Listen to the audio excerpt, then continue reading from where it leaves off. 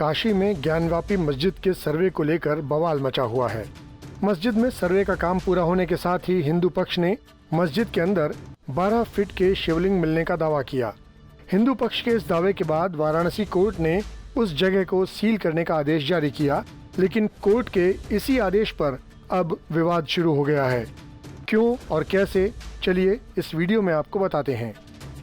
दरअसल अंजुमन इंतजामिया प्रबंध समिति ने सुप्रीम कोर्ट में एक अपील दायर करके कहा है कि ज्ञानवापी परिसर का सर्वे कराने वाला वाराणसी सिविल कोर्ट का आदेश स्पष्ट रूप से the places of worship act 1991 का उल्लंघन है।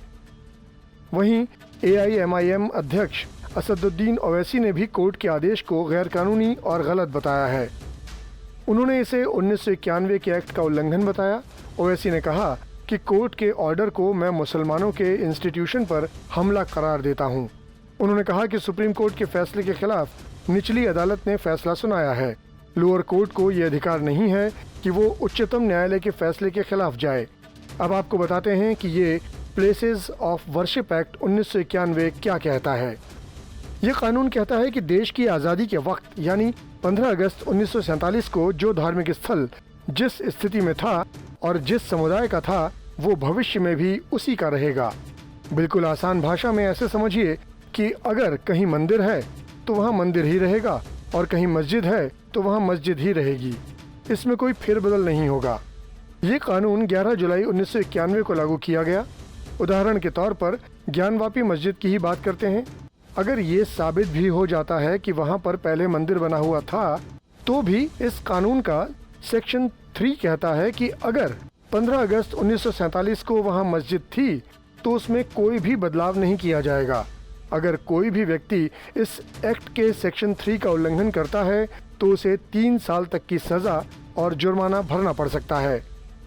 अब अगर आप ये सोच रहे हैं कि अगर ऐसा कानून है तो बाबरी मस्जिद और राम मंदिर के केस में ऐसा क्यों नहीं हुआ, तो आपको बता दें कि इसी कानून का सेक्शन 5 कहता है कि the places of worship act का कोई भी प्रावधान राम जन्मभूमि और बाबरी मस्जिद विवाद पर लागू नहीं होगा, क्योंकि वो मामला आज़ादी के समय भी विवादित था और कोर्ट में था।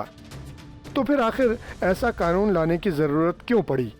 साल 1984 में दिल्ली में पहली बार हुई धर्म संसद में हिंदू पक्ष को अयोध्या, काशी और मथुरा पर दावा करने को कहा गया। इसके बाद से बीजेपी ने अयोध्या में राम मंदिर बाबरी मस्जिद विवाद को राजनीतिक आंदोलन का रूप देना शुरू कर दिया। इसी बीच बीजेपी के समर्थन वाली केंद्र की VP सिंह सरकार गिर गई। चुनाव हुए, कांग्रेस की नरसिम्हा राव सरकार आई, लेकिन इस दौरान मंदिर निर्माण का आंदोलन बढ़ता ही चला गया। तब केंद्र सरकार को लगा कि देश भर के अलग अलग धार्मिक स्थलों को लेकर ऐसे विवाद बढ़े तो हालात बेहद खराब हो जाएंगे। ऐसे में तत्कालीन नरसिम्हा सरकार 11 जुलाई 1991 को प्लेसेस ऑफ वर्शिप एक्ट 1991 लेकर आई। अब सवाल ये उठता है कि क्या ज्ञानवापी परिसर का सर्वे गैर कानूनी है? The places of worship act 1991 के खिलाफ सुप्रीम कोर्ट में अपील करने वाले बीजेपी नेता और वरिष्ठ वकील अश्विनी उपाध्याय का मानना है कि ज्ञानवापी परिसर का सर्वे गैर कानूनी नहीं है। उनके मुताबिक एक्ट का सेक्शन 4 कहता है कि पुराने मॉन्यूमेंट पर ये लागू नहीं होता। ज्ञानवापी तो 350 साल पुराना है। अश्विनी उपाध्याय के मुताबिक ज्ञानवापी मस्जिद ही नहीं है तो उसका धार्मिक कैरेक्टर बदलने की बात ही कहाँ है।